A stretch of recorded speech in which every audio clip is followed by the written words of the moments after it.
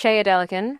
For the losers who don't know who he is, Shay is a singer-songwriter, Gorillaz bassist, and the first guest that I ever had on How to Get Wet When You're Dry, which is his main achievement. Mm-hmm.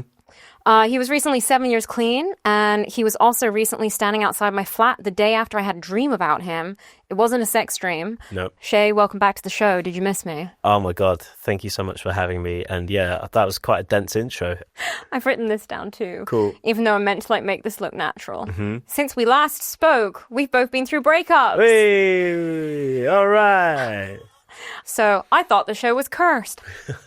And we're rectifying that, yada, yada, yada. So since we have both trudged through the fiery depths of heartbreak hell, I thought it would be a great idea to, one, do something different, and to have a breakup special. Oh, great. And two, to just, get right back into that pain. I think, the only way out is through, so let's try it. Isn't it just? Mm-hmm. And through twice. Yeah, through it again. Are you excited? Let's keep going through it. Let's just do it. Okay, so do you want to talk about it? Oh, God. Well, yeah, because actually, I think one of my problems with relationships, with love, with even with creative people in general, is we don't talk about it. Especially people even in addiction as well. It's I like that you pointed at me. Yeah, a person in addiction. The only way for it to get better is to talk about it. The only way to get better at these things and to get through them is to embrace it and recover, look at all the ugly things that you are, but also look at all the good things that you are. You looked at me then when you said you ugly. Oh my God, I'm not trying to. I'm just going to look directly into camera now and just look at you. I'm sorry, actually, you were being really, really... I'm trying to make an eloquent point. It was beautiful. I interrupted. No, yeah, let's talk about it. I'm so all right with talking about it. It's been a little while now, so yeah, it's not super, super raw. Summarize your breakup in a couple sentences. Okay, so I also want to be respectful to her because she's nothing but respect. Nothing but respect because I love her dearly. I broke up with her, number one, in therapy, which I think was actually kind of the best way to do it. That wasn't necessarily even really planned, but I was in deep therapy. We were in couples therapy. And it still wasn't working. So it's actually, we were trying everything and still hitting a brick wall. So that was the hardest thing I've ever done, bar getting sober, which was brutal. But that was also brutal when you're hurting somebody that you love dearly and in the process hurting yourself. It's bloody hell. But we'd been together for 10 years. It would have been 10 years, basically. And yeah, things were just really, in many ways, very bad, and I didn't want us to get to a point where we hated each other. I ended it, and I think it's worked out for the best. Personally, even though it's been so painful and such an adjustment, I immediately had to leave East London. I moved to Margate, so my life changed quite drastically. But I feel grateful for all of it, and I feel grateful to be in a new place, physically, quite literally in a new place, but also I think it's propelled us into a great new phase on our own terms in many ways. So yeah, nothing but love, nothing but respect. It was brutal, and still hard in many many ways. Yeah, it was hard. It was so hard. Oh my There's God. nothing like heartbreak. It's nothing the like worst. it. I don't know if this is, I can't remember exactly the science around this stuff, but it's your brain kind of doesn't distinguish between physical and emotional pain. It can feel just as palpable and just as real.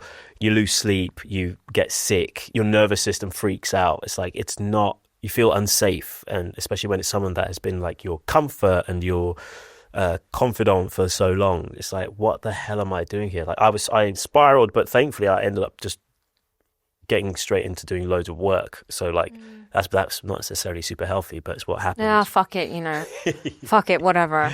Yeah. But honestly, so I can't even imagine going through a breakup after 10 years. My breakup, I think he was my first love. Uh-huh.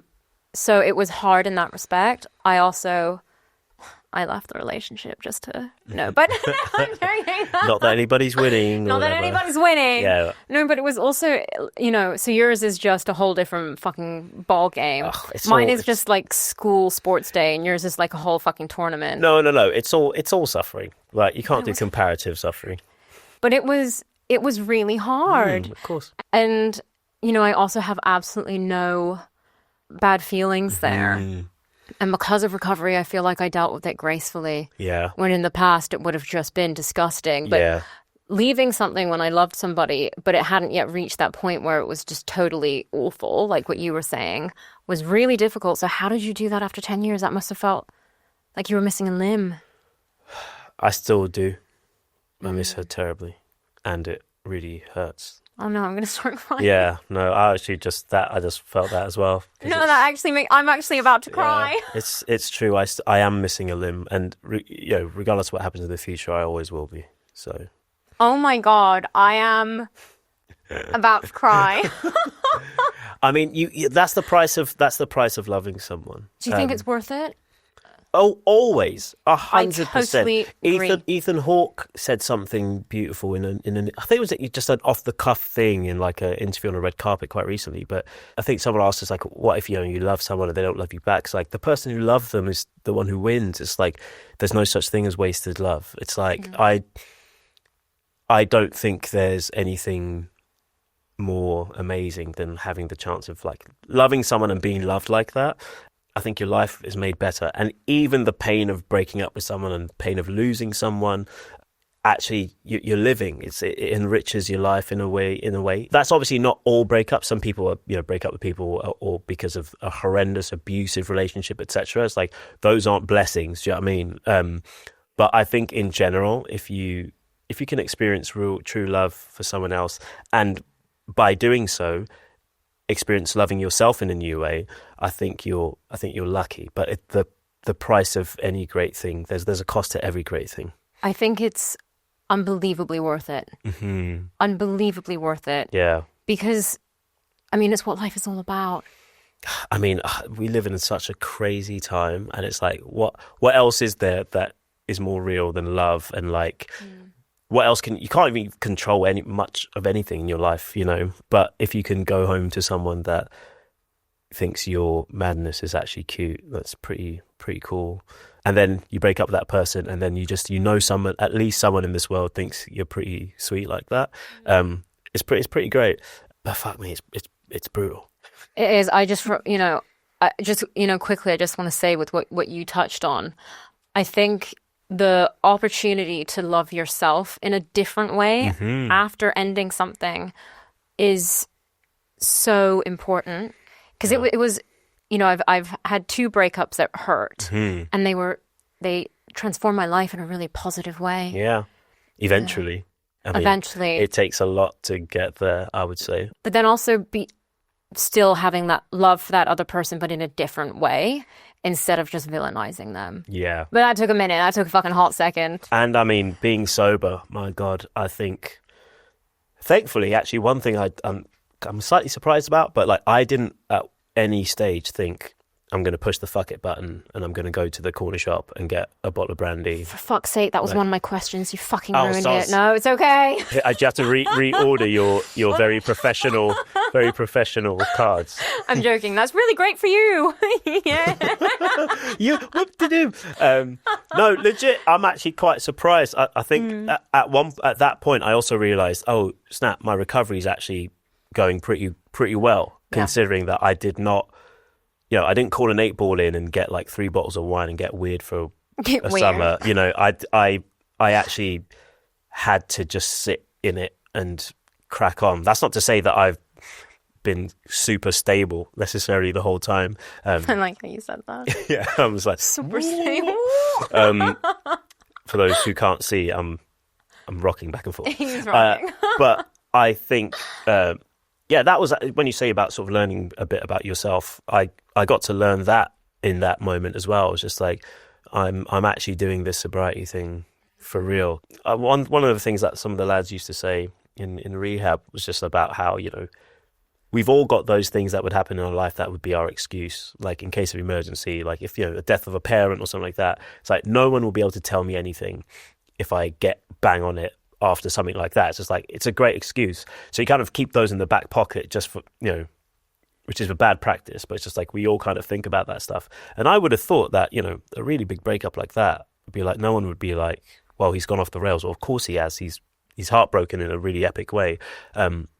But so far I haven't cashed that check in yet, and hopefully I won't. That's amazing. I don't know if you felt this, but I didn't think about drinking during my breakup because I also sort of wanted to be present for it. Ooh, yeah. There was it was this really hard, horrible, but beautiful combination of, it was the first time that I was feeling this so intensely. Yeah. But I was happy that I was feeling it intensely, and I was feeling safe in it because I knew that there was an end to it, because we have to just sit through stuff. And everything passes. Also, there was a part of me that was really happy that I was capable of love. Wow. That's beautiful. Don't make me fight. Don't look at me. We're going to end this just looking away from each other.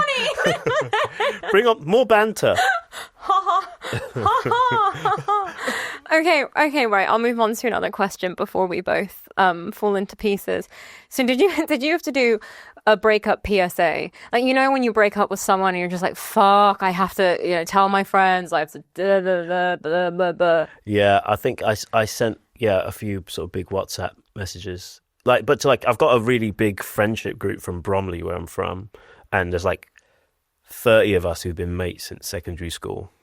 So like I sort of told them, and I told my family, but then kind of everyone else would just find out on the fly. Not that it was a secret or anything like that, but no, I didn't do like a big, I didn't put on a festival,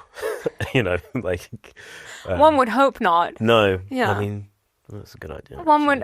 Heartbreak Fest. There isn't... It's not Heartbreak Fest, but I feel like where is it? No, there's this... This is the opposite. What's that thing? I think it's in Japan, where women... Or is it men? Like, there's a competition for who can scream their partner's name the loudest. Wow, I didn't know that. It's completely wrong how I'm saying it. So what I'm saying probably doesn't exist, but it's something along those lines. Wow, that sounds like wild. Yeah, so like a declaration of love publicly. Fest.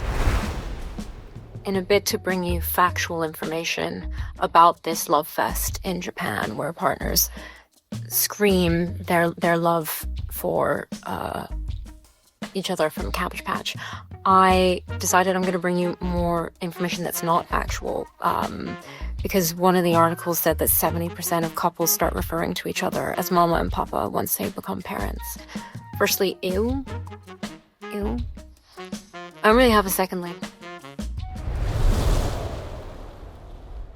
I think it's really great that you are able to speak about your breakup the way that you are speaking about it, because I feel like for men in particular, there is stigma tied to being emotional in that way, but also I don't feel like there is a lot of space for guys to do that, and it takes men longer to get over breakups.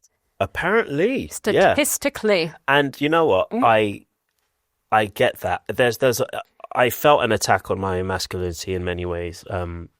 An internal attack on it, because there was something like, shit, I couldn't make that work, or like I failed to fix something, or there's something broken in me and I didn't sort it out. I kind of started chewing myself up from the inside, that I didn't expect, because I don't necessarily think of myself as super masculine anyways. And then I was on sertraline, on an anti-anxiety medication, and I wasn't crying. And I was just like, what is wrong with me? And thankfully, I'm off the medication now. And, I'm definitely crying a lot more in my life. But there really is a thing about men not connecting emotionally to things. Thankfully, I've also, since 7 years of recovery and, doing a really long 10-month rehab program and being in therapy in there, and then being in therapy outside of that as well, and in different fellowships as well, dipping in and out of those rooms, I thankfully have had to connect with a lot of emotional things and therapeutic language and concepts, and also have a lot of grace for myself, because there's no there's no one way through recovery, and there's also no one way through a breakup. It's like, or a heartbreak. It's like, I did actually think about comparing myself to how other people break up. So like, some people are really cool about it. Some people are really cold about it. Yeah. Some people are really, like screaming someone's name on their knees in the rain. You know, which, you know, we all kind of would like to think someone would do. I would fucking love that. Yeah. Every single part of me when the breakup happened was like, well, why is he not showing up outside of my door crying yet, saying he's had 10 years of therapy in 1 week and really reflected and that I'm the one that got away. Oh, God. But you know, something that I struggled with was unanswered questions. Oh, yeah. That it's because I fucking hate uncertainty and I hate not knowing. Yeah. And I want to apply logic to everything, which again, in recovery and from like a spiritual standpoint does not work. And that's, you know, but I don't believe in closure. Right. And I stepped away because I just felt like our communication skills did not match and that it would be better to do it then than further down the line for both of us. When and the stakes were higher. Yeah. And I was no cupcake either, right? Because I was hurt by the way communication was. And, you know, instead of just like accepting him for who he was, and I don't know. I don't think I'm wording that properly, but there was a reason to this ramble. Oh yeah, fuck, uncertainty. Like, because I didn't have that closure that doesn't exist and I didn't want it, I actually said that I don't think that it makes sense for us to have another conversation at this point. Right. Because I just didn't think it was going to be productive. Like, I didn't think we should get back together. I didn't want to get my 2 cents in. Because what's the point in that? Yeah. And so I just thought this is a way to do this with love.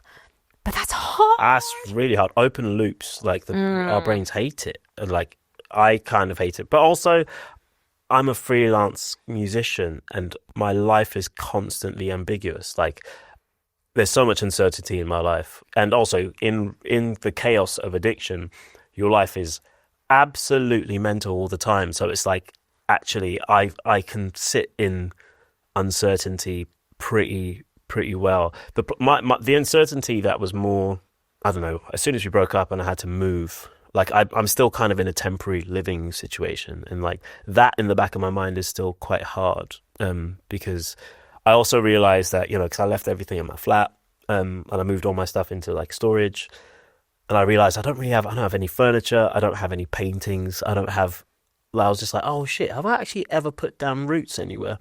Have I just been living as if I could get up and go anyways? Like, how permanent did I feel things were anyways? And it's like, there's a part of me that always wants to leave in a way.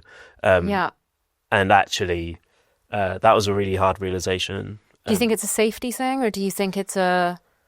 I don't know. I've lived in 4 countries, you know, quite a lot of moving, quite a lot of traveling, and I'm the youngest of 6 as well, and over the course of my life, different people coming in and out of the house and living in the house and not living in the house and everyone leaving. It's just like, I don't know, maybe there was a transience that I got used to, which helps that I'm a touring musician. You know, I got used to that life pretty quickly.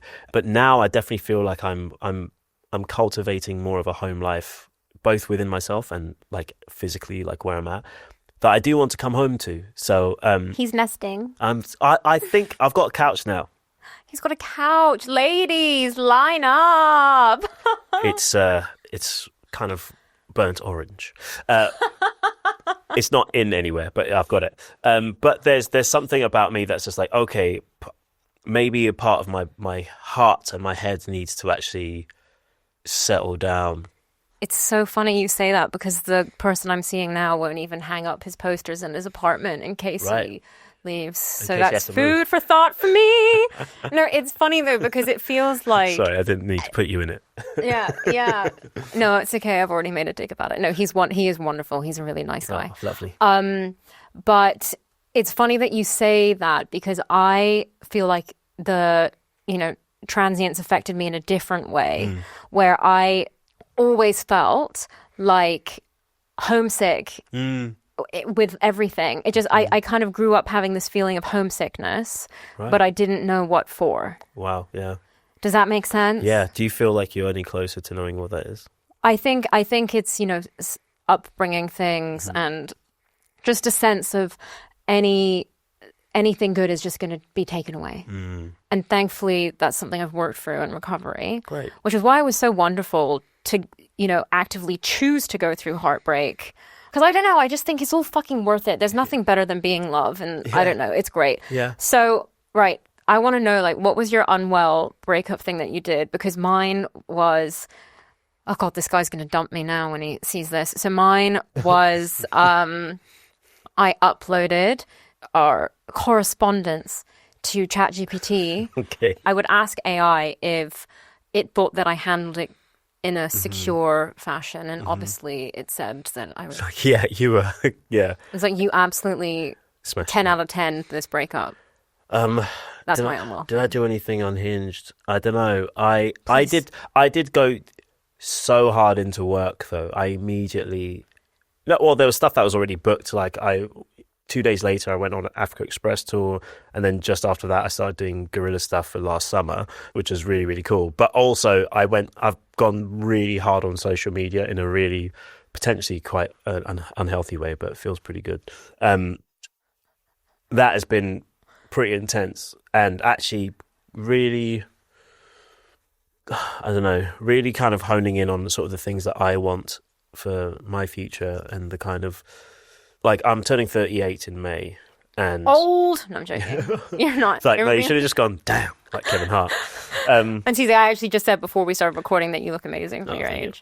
I mean, you look great for 55. It's fine. You're such a dig. That's the joke I always say to Ollie. I'll always tell him that he looks old. Okay. Ollie, you look great. Sounds mean, actually. And I said to myself, for my 40th birthday, I want to be in a position to buy a house, which I've never done. A house or a flat or whatever. That's not to say that I believe everybody needs to buy a house or be on the property ladder, but at least be in that position. I'm starting to think about a future. I'm starting to think about concrete things. I'm starting to nest, these sorts of things. So, but I just went into work in a hard way, and I didn't push the fuck it button. Can I just say, look, everything you're saying is really wise and helpful, and I'm sure it's really helping a lot of people. But let me just tell you, this is exactly like in the last season when we exchanged embarrassing dating stories, and I went first by mistake. Yeah. And then you said your one, and yours was nowhere near as bad as mine. And now your one is like, I really threw myself into work, and I use social media too much. Okay, wait. Let me think. Give me something awful. I didn't really do awful things. Oh, fuck you! I don't think I did. I'm not sorry. Okay, just kidding. I take mine back. It didn't happen. And as to my new partner, just so you know, I have had a few chats with ChatGPT about it though, for sure. Okay, great. Thank you. That makes me feel better. Are we all going to die alone? Are we all going to die alone? Yeah. I mean, death is a solo venture, isn't it? We all die ourselves. There you go. Namaste. Okay, so I want to talk now about getting back out there. Okay. How did you know that you were ready to date again? What was your version of dating, actually? I have seen a couple people, and it's been, I think, really refreshing. It's been quite interesting to see yourself in a different context. In some ways, to remind yourself, oh, wow, it's amazing, there's other people out there. But also, sometimes to remind you what's been amazing about the person you were just with. And also, what is the common denominator? What are some of the things that you see that are similar? What are some of the things that you see that are different? It's an exercise in learning yourself. I found the apps, I tried all of them. So I got on Raya, Tinder, It's so not like an addict. Hinge. To go on all of the apps. I did every single one. Raya, Tinder, Hinge, Field, I think maybe one more, I can't remember. And I didn't find much success on those. I went for coffee with one person, and I got into conversations with loads of people, but I was not ready for something super casual.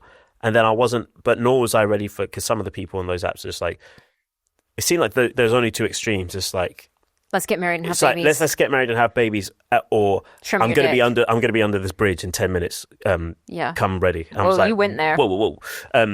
And where's the midway? yeah, it's just like, please, Like, God, there be a please. midway. So it's been like quite interesting exploring that. But then I've come back round to just like having to be okay being alone. You never were. Yeah. Because you were in a 10-year relationship. Yeah. And my whole adult life, actually, I've been in relationships really pretty much. So it's like, I actually have been in the past, this year, basically, I've just been doing me. And it's been really... It sounds like you're saying masturbating. Yeah. I mean, no comment. I think it's healthy, do it. Really I is. think there's something... being okay, like in your own head, in your own body. So important. And not just reaching for an emotional release valve of having someone to message or someone to text or someone to, like enjoying my friends, enjoying my community, building a community on my social media in particular. I like to call it an ecosystem of encouragement. I like to have, I love that. I like to put good shit out. And I think it's a beautiful thing. And the stuff that I've been going through, I think has been helping people. And I've been trying to put it through that lens. But dating is weird because people are weird. It's the strangest when people are presenting in such a clearly not them way. like manicured way. And then you actually chat to them. It's like, what? This is what I found tricky. So I didn't want to date. I didn't want to. I was the same as you, and I didn't want to meet under a bridge, and I didn't want to get pregnant and push out 10 immediately, like an army of babies. But I really wanted to wait until I felt as though I was in a different place, because I just wasn't ready to look at somebody else in the same way that I looked at him. Yeah. But then I also tried the apps for a bit, and it was really great dating again because I felt more myself, because I'd just been in something where I was totally me. There was none of this like fake dating bullshit already. I guess that's in recovery. That's been something that I've thankfully had to cultivate, soaked in. But I felt I gave way less of a shit about how I came across. Like I actually did not give a shit because it was just... What I'd realized from my previous relationship is there's absolutely 0 point in me showing up as anyone but me, because I don't want to attract anybody. That's hard, where though. that's going to be. It is tricky, but something that was bad when I did first start. I went on a couple of dates only. One, I just found that really... Sorry, that was really rude. He was a great guy, but he just really wanted to hear like a recovery sob story from me about why I didn't drink. And he said to me, let's get vulnerable. Oh, God. And I was just like, listen, Schmilly, I don't want to get vulnerable with you. Schmilly. And I don't know if the apps are really for me, but I then met someone... Let's undress our souls. Yes. Let's like undress our souls and then, touch each other. But then I met someone a few months later in the real world, and it was very unexpected. It was very unexpected and nicer, I think, than meeting someone on the app. I don't know. It's also like, okay, this is probably terrible advice, but if you're single and you have a friend that you really fancy, start there. Is that when you did do that? I remember you saying. Like, sleep with your mates first. I don't know. So basically you're saying shit where you eat. Well, I don't know. It's just like if someone's already passed like passed through all the other gates that you would put like a potential partner through. I don't have a single guy friend I want to shag. I'm lucky. Not a single one. Oh, no, that's... There's one guy friend that I stopped. Okay. When I was younger. And it didn't work out. Also, it can also really not work out, which is I've also experienced as well. So I'm just saying, there's no clear path through this. I love that men don't look far. Yeah. But also, for you probably have a guy friend that wants to fuck me. 100%. Do you think? 100,000%. I wonder who. Hey, text in to 079. Yeah, if you're the guy friend that wants to shag me, leave a really subtle hint somewhere. Yeah, message Shay just to let him know. I don't know. Maybe I've just opened up a can of worms, and all my mates are going to see this and say weird shit. But they'll be like, "Why didn't you message me?" It's like, so you didn't text me. Why did you not text me? Yeah, where the fuck was my text? God, it's actually terrible advice. But it's also. I don't know. It just highlights how much of a minefield dating can be. Like, where do you go? It's just like, do you go to dating apps? Because that can be an absolute like minefield. Do you go to like your friends? That can be a minefield. Especially sober, right? Because I imagine sober. I am personally a big believer in if you aren't really looking, then stuff does just happen. People hate it when I say this, but I loved dating. Yeah. I really enjoyed it. Yeah. I thought it was so interesting getting to know people. Yeah, I just like getting to know people and giving it a whirl. But it's really rare for me to really like someone. Fair. See, I would have thought, because you said that you like being your complete, like, normal self. Some people like going dating because they get to kind of try on different characters. Really? And, like, dress up and just, like, be somebody. Is that someone different. new? No, I go as the goofball that you see before you to whatever thing I do. Always complete with a great hat. I've always worn hats in different ways, but at one point it was very much like trilbies and, like, fedoras. I had that phase. You had a fedora phase? Oh, yeah. I have to tell you, I feel like you could pull it off, but there is something about a fedora that just it turns me into a Barbie doll. Right. Oh, just wow. It just gets rid of there's just nothing all left. evidence. Just gone. Yeah, no, because it can be also so offensive. It's very confronting, a fedora. Yeah, no, in the right context. I was wearing it with, like, accompanying a 3-piece suit. So it was risky, and it was also a very, very sad time. Were you high? I was very high, and I was just also very sad. It was actually quite Sorry, interesting. I was laughing, and then you said you were really sad. No, it's fine. Just laugh at my pain. I kind of spent like a year and a half or 2 years wearing basically like a suit every single day, no matter what I was doing, whether I was going to like Tesco's like or a going salesman. to whatever. Like, yeah. I mean, they were fly suits, but it was like, I then did an acting course. There's a point to this. It was a drama class. Everyone else is just in like t-shirt and sweats, whatever. I'm in a fucking suit with a pocket watch. I was just like, so rightfully, the instructor was just like, he calls me out to do an exercise and just like, mate, what are you wearing? I'm like, I'm wearing a suit, baby. And he's like, why? I was like, because I like to look, cool wherever I go or whatever. And he was like, why? And it was like, he just kept on saying, oh, that's so rehab vibes.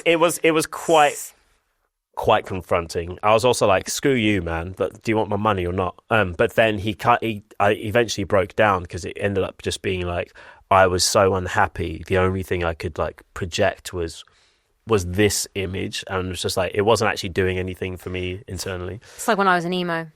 Oh yeah. It's the exact same thing. It's exactly the same thing. What was your emo band what was your obsession?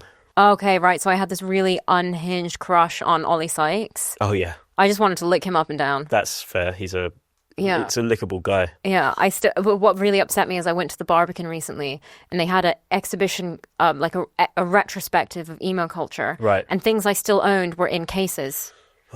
Anyway, right. So sorry if that was a left turn. Yeah. Anyway, so I'm old. Were you rusty when you started to hit on people again? I've never been good at. Really? Hitting. Practice. Pretend I'm one of your friends that you want to fuck.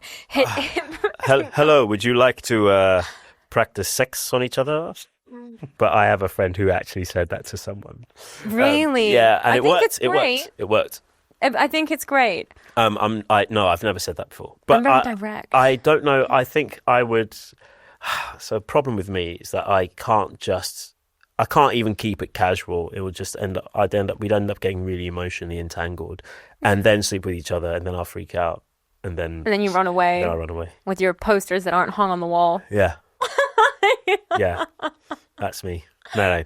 I don't know. I'm not good at that. Like, thankfully, playing music kind of does a lot of heavy lifting for you. What, when you have sex? No. No, before that. It gets people interested in you. Instead of having to like flirt with someone, yeah, a lot of people just like find out what I do, and just that will do a lot of work for me, as opposed to in terms of someone getting interested in me. Right. Well, what the fuck am I supposed to do with that information? Because people don't know me. Mm-hmm. I had to just... You've got a podcast. Yeah, I know, but I don't want any... Anybody interested in listening to this? Yeah, Why not, I wonder? The guy that I'm currently seeing, we met in Lebanon over Christmas, and I woke up the next morning after we met from a text from him saying he'd figured out my, surname, and he was like, "Hey, Wolfie, interesting topics on your show." Oh, shit. And I just had to say...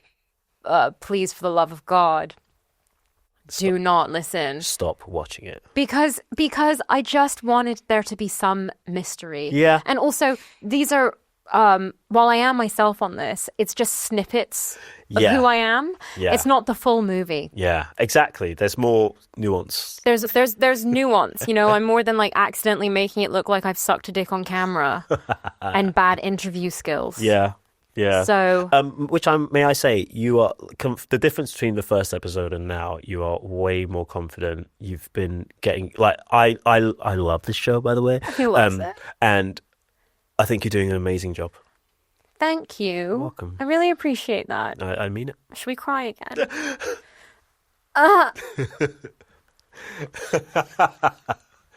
It's gonna be so easy to edit this Things episode. are really not going well for me today. Okay, right. So, rate your current emotional availability. I'd say I'm at like a... No, actually you go. I'm at a 7. You're at a 7? Yeah. That's pretty good. Yeah, I'd say so. 7's my lucky number. I love the number 7. Hell yeah. It's a great number. Cool. So, all right. I've written this out. Ollie's written this out. I'm going to put it into my own words. No offense, Ollie. It's great. So, right. So, we don't drink. No. We don't drink, No drinking. right? But we still go to a pub every now and then. Yeah. But there's something that I miss partaking in. Yeah. So I have made us a pub quiz, and sweet. I'm calling it the Sobar Quiz. Sobar actually is not too bad. Thank you. I'm into I it. was going to go for the cock and bottle, Nice. but that's like actually a pub that I go to and quite like. Right, so you can play along at home too. Let us know your score in the comments on Spotify, or you can DM me on Instagram, and I won't tell anyone. Here we go. I should say that the statistics and the answers are from studies, and we all know that studies can be really unreliable. So I'm looking forward to everyone telling me that I'm in fact wrong. Yeah. But right, what kind of wedding is statistically most likely to last? A smaller one. You're so right. A more affordable wedding. Yeah. I want a more affordable wedding. I think it's crazy if you bankrupt yourself or like take out huge loans to start You're gonna get your divorced relationship. anyway. I'm joking. Well, yeah, also, all relationships, all marriages end either in divorce or in death, but they all end. I would never want like a big hoopla. Yeah, I don't know. I just if I'm gonna do it, it'll probably be quite small. Just 300 of my closest friends. Yeah, just 300 of his closest friends. Okay, right. What percentage of long-term relationships end over text? I suppose maybe nowadays, probably fucking quite a lot. 60%. Fuck, do you know what? What? I forgot to put the answer down. We could just- But I think it was like over 20-something%. Okay, that's a lot. Fuck. Long-term relationships. That's a lot. Long-term. No, do that in person, man. I fully agree with you, but sometimes you aren't given the liberty of that. True. Yeah, so I suppose that doesn't take into account the context. It's just like, is some madness kicking off and it's just like, it just has to be over there and then, I don't know. But that's still like... It's pretty shocking. Very modern. Over 50%. Ollie has informed me it's over 50%. I said 60. Yeah, you were not far off. Okay, so what percentage of people have sex with someone new within 1 month of a breakup? Fuck, I didn't write the answer to this one down either. But I remember the answer to this one. 40%.